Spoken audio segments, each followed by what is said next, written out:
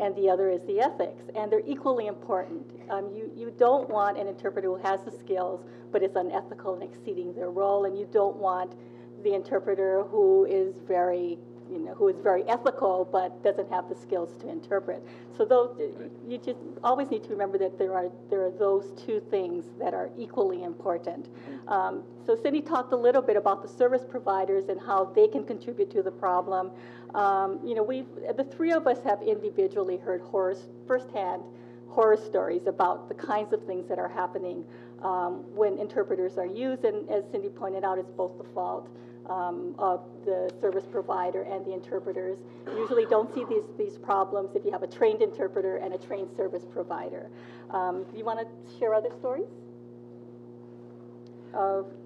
Yeah, and just to highlight the ethics part, I think, I know that, have you guys come up with, either domestic violence or you guys have come up with actually how to use an interpreter guide. And I think Emmy is going to pass out something, how to use an interpreter, basically how not to use an interpreter as well. But yeah, even some of the stories where I've heard where someone says to me, you know, the confidentiality, I can't believe they don't know about it, because even someone has, who happened to visit back in Southeast Asia, they called the family of the person who was in our, who we were counseling, and that family sold their house and sent their money to help this person here in Hawaii, when that person didn't even tell their family what had happened to them. And she was just like, and I'm like, nothing to say. I was like, okay. Yeah, and the service providers also talk about how it's really difficult. I think we mentioned this before about not knowing. Since you don't speak the language, you don't actually know if the interpreter is interpreting correctly or not interpreting correctly. So that was an issue that the service providers had with using interpreters as well. And the other thing is that they had difficulty figuring out when someone actually needed an interpreter, and especially if the person didn't ask or says they don't need an interpreter. And you had a story about that. There was a recent situation actually that came up for us where our crisis counselor was with a client who had just been sexually assaulted. Her primary language was Japanese, and she was at the emergency room wanting getting ready for our acute forensic examination. And during this exam, it's a pelvic examination, and evidence is gathered, DNA swabs and a bunch of other stuff. And the crisis, she said she didn't need an interpreter, and she was saying she did want to go ahead with the exam. Our crisis counselor, thankfully, still called in a Japanese interpreter, and when she realized what it all entailed, she opted not to. And that would have been very, very difficult to have somebody who had just been victimized, who had just been, sexually assaulted, to have to go through a pelvic against her will or her understanding. So that's just one example. And it seemed like she didn't need it. She said she understood. She was, presenting as though she did understand, but really did not understand the details of what it would entail. And the interpreters are also put in a really difficult position because the client sees, in a situation like sex assault, the client is really in crisis and is looking for somebody to help and to identify with them. And of course, they're going to identify with the person who speaks their language. So the clients come in with this expectation that this person who speaks their language is actually there as their friend, as their advocate, to comfort them. And they'll confide things in the interpreter that they don't want passed on. So don't tell her this, but this is what happened, or I know who it was who did it. And sometimes they ask the interpreter for their phone number so they can call them at home, ask the interpreters to give them rides, things like that. So the interpreters are put in a very difficult position by your clients themselves. And the other part is that I want to mention is don't always assume that just because it's the same language that the client and the interpreter actually speak the same language. I mean, and the regional differences, and there are differences in slang, and there are differences in words that are familiar. So it may actually be that there may be communication difficulty going on between the interpreter and the client, even if it is ostensibly the same language, because there are dialects, and there are accents. You want to mention something else? Okay. And I think something else with the client is, of course, sometimes there's cultural issues that are involved that we're unaware of. And I found that, especially recently in my work with a lot of the Micronesian languages, they sometimes they'll, and I go, what's wrong? Is there a problem? You know? And come to find out, perhaps maybe a female can't mention anything about sexual anything in front of a male, or perhaps it's someone they're listening to this interpretation going on, and or later on they confide in me that, well, he's of a higher status in our society or a chief in our city or something, and therefore I couldn't say anything, or therefore I had to act in this way or that way. And so there's so much about culture that is included in all this discussion that it's very difficult to understand. And so that's why you always want to pair up the interpreter with the client, whoever it is you're working with sometimes, you know, just to make sure that's okay. Even things in a very common language such as Japanese has status issues. So sometimes you'll need to ask the interpreter or someone, you know, or just be aware of that, I would say. And we even have a whole session that Kimo is flying over, Alameda, is flying over from the Big Island, I think, just to speak with us this afternoon on cultural issues. But what a challenge this is to consider all of these things when there's a crisis situation going on, you know, where you have to act quickly and everything is time sensitive. And there are the cultural issue, which I'll loosely frame as a conflict of interest issue, that the client may, in a small community, the client may know or may know of the person who's been asked to interpret. That person may be a friend of someone else who's involved in the case. So you always have to watch for that potential conflict of interest, even if they may not be friends or know each other directly. So there's some sort of prior relationship with somebody involved in the case. And the client may be afraid to actually speak honestly because of confidentiality issues, and afraid that everything will go out into the small community. These are the kinds of cases where you often see in the social service setting the interpreter trying to influence actually what the client says and how much they reveal. Also, the interpreter, as you mentioned, may be a higher social status, so they'll be very deferential to the interpreter. You'll see that dynamic going on, or somebody who's older. So they'll be very respectful to the interpreter, and that allows the interpreter to wield a lot of power over the person that the interpreter is interpreting for. Even education is an issue, but also political enemies. That, you know, there have been issues with someone who's from the People's Republic and having someone from Taiwan interpret for them. So you have to remember that there are all of these different things going on in terms of the relationship between the client and the interpreter as well. So the higher trained, I would say the more trained someone is, of course, the more confident I think you will have in a trained interpreter who needs to remain neutral. You know, they keep confidentiality, they know their ethics, they know their roles, and I think that's very important. I think another issue is with the interpreters themselves. In some of my training, I'd ask questions of interpreters who've been interpreting for 10 years or so in social services. So what do you do when a client goes on and doesn't really answer the question? What do you do? Well, I turn and I say, that's not the question they asked you. You know, you need to answer the question this way. Or, you know, or if they're crying, I tell them, we don't cry in front of these kinds of people, and you need to control yourself. Or I say, can you comfort them? Sure, I comfort them all the time. You know, put my arm around. Okay, so let's talk about the role of the interpreter. So there is training available, but if you see that happening, those are the signs that perhaps an interpreter may not know their role. And this I'm going to just mention, and it doesn't happen all that often, but we have heard more of it happening more than once.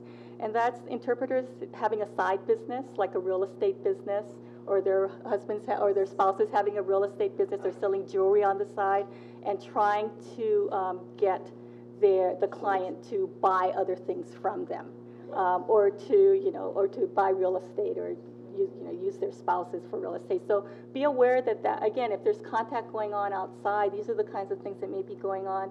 And then in a few instances, we've heard of interpreters who have told clients that a tip is customary, or some sort of gift is customary, or that even though the interpreter is being paid by somebody else, that they don't tell the client that they're responsible for paying them. So keep your eyes open. Again, it doesn't happen really often, and it certainly never happens with the interpreters who are qualified and ethical, but it still does happen because of the lack of training, and again, the power that the interpreter really has over the client, because it's the only person who speaks their language in communicating with the system itself. Okay, we're going to really fast, I think, wrap up because we're at the 30 minutes. I want to say one thing, or really quick things about appropriateness of other types of interpreters, friends and family.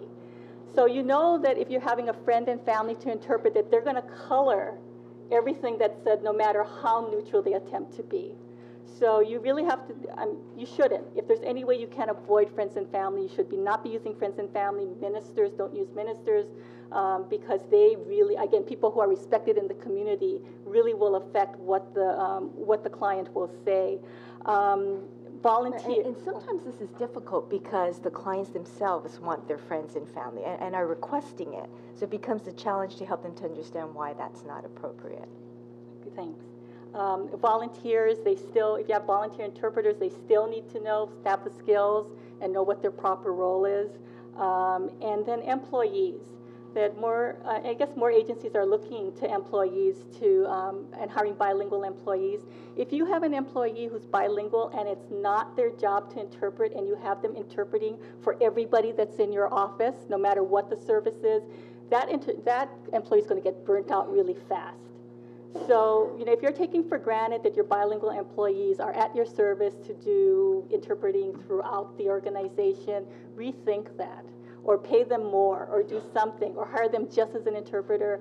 But that's one of the primary causes of burnout among bilingual employees. Okay, Sue. Okay, we're going to skip over. So Sue wanted to say that training and education are really important. Did you just interpret for her? I did. And it wasn't accurately either. I guess the one last thing I want to say is that we're always faced with using a family member versus not using anybody versus using, a trained, interpreter. And I think we just need to know, by asking ourselves questions at the time, what are the consequences of each? Should I stop this interview and wait till somebody can come? Should I make a phone call and get a professional interpreter on the line? Should I try with the basic English skills that they have to get their, basic information? You always need to stop and ask, I think, and say, what are the consequences of me doing this at this time? And maybe later we can, improve the situation. But I think that's always something that you can ask and figure out what you should probably do. Yeah. We're moving on to practical barriers to providing language access. I have 5 general categories, and I'm sure all of you have your own as well, but these may sound very familiar. And the first is what we talked about for half an hour now, the lack of awareness, that the agencies really don't know how much they don't know, and they really don't know what they need to do. The second is the lack of education. Again, we talked about this for both service providers and interpreters. The third is resources, both money and personnel. Providing language access is really expensive. And there's a very expensive initial investment when you're going to be interpreting critical vital forms, trying to do your needs assessment to identify what the needs are. So there's that huge first investment, and after that, it's the ongoing, providing interpretation, translation, whatever it has to be, and it tends to be unpredictable, because you really don't know how many people will need a Japanese interpreters and for how many sessions. You could be spending, $5,000 one year and $30,000 the next. So it's really hard to budget for that. It's unpredictable, but it's still expensive. The other problem with resources is the pool of competent interpreters. That a lot of the service providers and government agencies are struggling to find an interpreter, particularly in the Pacific Island languages. But also at the time you need them. Right. So, right. Oh, exactly. Yeah. So finding a competent interpreter in the right language or dialect exactly when you need them. Right. So you had Cindy had an experience recently with this in the ER where. Oh yeah, actually I did. Well, it wasn't myself, but we were looking for a Japanese interpreter, and she was there in the emergency room needing the acute forensic examination. And part of our exam, it's very time sensitive because we have up to 72 hours following an assault to get the evidence that we need to get. And having said all that, we're dealing with a crisis situation where this person is in emotional distress and traumatized. We tried to access the interpreter, and it took a couple of hours before we even heard back. And ended up we had to use a telephonic system instead, over the telephone interpretation, which wasn't ideal for us. But because we didn't have the in-person interpretation that we needed, everything got put on hold for a while. So I think that for us, that's one of our biggest challenges: finding a competent interpreter, but in a timely fashion. And it's not that there aren't interpreters here in Hawaii. There's many of them. I'm saying, why didn't you call me? Well, our contract says. And then, okay, so we have some problems here. So we know that there's administrative problems. And again, there's wonderful, competent interpreters in Hawaii. Excellent interpreters, especially Japanese. We have so many. But the problem is, they're not organized into a fashion where we can have contracts and we can provide 24/7 service. So hopefully, I think the Office of Language Access is trying to work on that, as well as maybe some individuals. But we have great interpreters. It's just a matter of organizing, I think. And my last category is under identifying your relevant population. All of you have to identify your relevant population so you actually know what kind of language services you're going to have to provide. And really the purpose is to identify your client's needs, both present and future. So this is something that's required, for your language access plans, but actually it's something that you also should be doing so that you can plan. It's not the same for every agency. So you have to realize that every agency has its own relevant population. Even within your agency, it needs to be broken down by services and programs. And this was something that isn't instinctive. When I was working with the courts, we were trying to translate forms for circuit court and for district court. And I assumed that the high demand languages were the high demand languages. Well, circuit court criminal didn't really need forms translated into Japanese, but district court traffic needed forms translated into Japanese.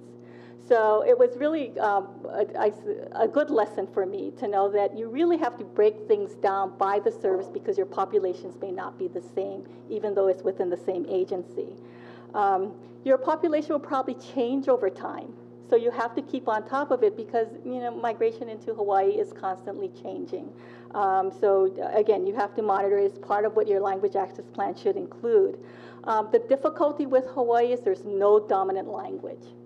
And so you're looking at a bunch of different languages and trying to decide which are your high demand languages, which people come to you often enough that you actually should be translating your forms or be prepared to provide language access. The other part of identifying your relevant population